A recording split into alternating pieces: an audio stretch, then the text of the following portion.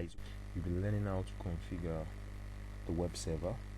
Currently I'm on the DC1, which is my domain controller. Now we'll be moving over to the web server, which is a member of the domain. Here I am on my web server. Okay, before I can configure web services on this computer, you first need to install the IIS role. So over here on the server manager console, you go over to add a role or feature, then you go for next, and then you select the required server you want to work with, next, and then you go ahead and look for the web server actually, yes. So and then you add other features needed. You go for next. It's going to start the installation right now, and by the time we come back, it should be done. Okay, the installation is done. So here I have WS2, that is the name of my server, computer name of my server. So it's part of the domain, the incentive block. So now we can close this. Okay, yes, still on our web server. I have a folder on my desktop called VTD, which contains my web files I want to host. When I open it, let's take a look at it. We'll go to index. It should open up our site we want to host. So currently it's loading up, and yeah, so I can use recommended settings here and then allow blog content. Good.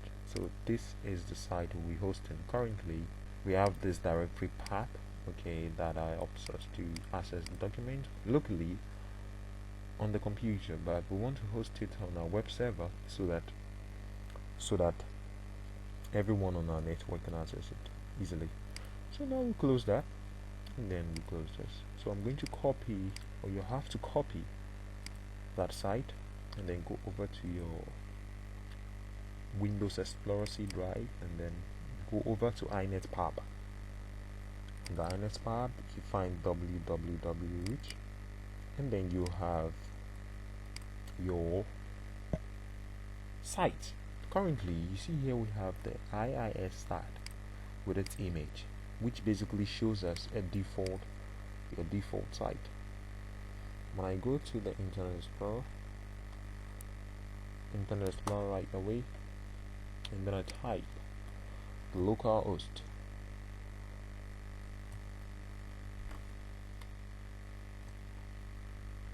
you see right there I get the default Internet Information Service web page locally by default in that folder.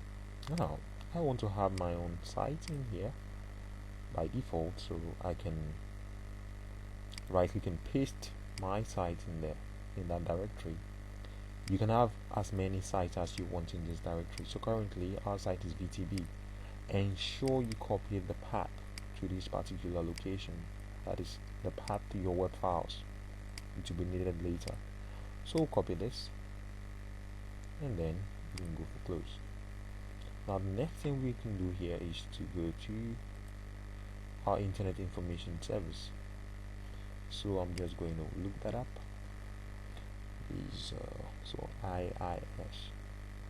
Alright, so we have it there, IIS. So just click on it. It opens up the Internet Information Service for us. Very good. Now from here, okay, all we need to do is expand the node WS2, that is the server name. This is the default first site we just saw, that is the IIS website. You can right click on the site and go for add a website, and then you specify the name of your site. I'll call this VTB, the path, you paste it, and then you can provide a host name. And or a host name I would like to use could be a web server, okay, Vincent tech blog.com. Might be too long, but no worries. OK, and there we go. Now how do we access the site now? So simple. Please take note, we are hosting an HTML file on our server. For you to be able to host other kind of web files like PHP, ASP files, we have to add other platforms to this particular IIS manager, which is through this button. We faced that in a different video. So from here, how do we access our site? You can go to the Internet Explorer. Let's go through the traditional way, and then from here, when you use the IP address, which is 192.168.1.11, oh yes, that is it. So add that and then close. Good. You realize that we can add, or we can view the site using the IP address. We can also view the site using the host name of this computer, that's fully qualified domain name of this computer, ws2.vincenttechblog.com/vtb. It asks us to add that in safety position. We add and then close. It loads the same thing. Now if you realize this, we are not using the host name we specified. Why? Because we have to add it manually or statically to our DNS server. So for this, we have to go to the domain controller and we add a record to the DNS server. So let's go over to the domain controller. Then the domain controller just logged in. I just logged in on domain controller. Now going to the server manager, I would go over to DNS. On the DNS console, I'll move further to the domain zone, and then from here you realize that I have a record for my particular host.11. Let's add a new host file, that is host record. We call this web server. Good. So we have web server.vincenttechblog.com. We want this to redirect to or to translate into the IP 192.168.1.11, and then we'll go for add host. That has been added successfully. As you can see here, we have it. Okay, now refreshing this here, this is it. We have it static. Good. Now we're on DC1 and we want to try accessing the web server or the website we just hosted. So we can go over by typing iExplore. Now over here in the URL, we can go ahead and type. Make sure you add the HTTP and web server. You realize that we are on our web server, that is web server 2. Now if I go ahead and add /vtb, says I should add and then close, you realize I'm on my site. So this is more like name of our web server now, that is webserver.vincenttechblog.com/vtb. So this is a folder in that www directory that can help you to host multiple websites. So this is one of our websites we just hosted. Okay, so that's basically, guys, how you host or make a web server in your local network. Okay, still on the DC1, not to forget, this web server acts as an alias name, morph, okay, which also redirects to the same server. If we should type the ws2, which is the actual name of the server, we still get a good response.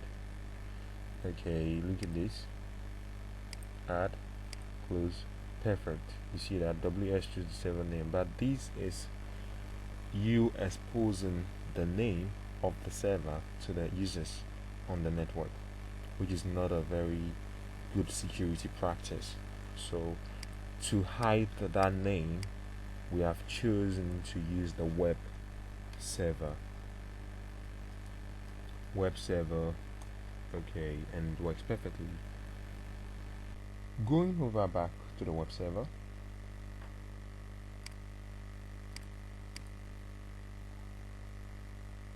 I am back on my web server. Web server 2, yes. When I go over to the Internet Explorer, let me try accessing http more safer way web server /vtb. Yeah, just added, close. Now you realize we are on our website. It's as simple as this, guys. If I want to access the default site, I can just press this and I'm on the default site. If I want to go into the VTB site, I'm here. That's how you host a website on your network. So in future, you want to host other website files. Currently, we are just hosting the HTML site. You want to host PHP and all that, like I said earlier. You want to host PHP and all that kind of platform or web files. You have to add their platforms using this particular company. We'll cover that in a different video. So if this has been so informative and helpful, please guys, ensure you give a thumbs up, you comment, you ask questions, you feel free to share the video. I'll see you guys in a different video.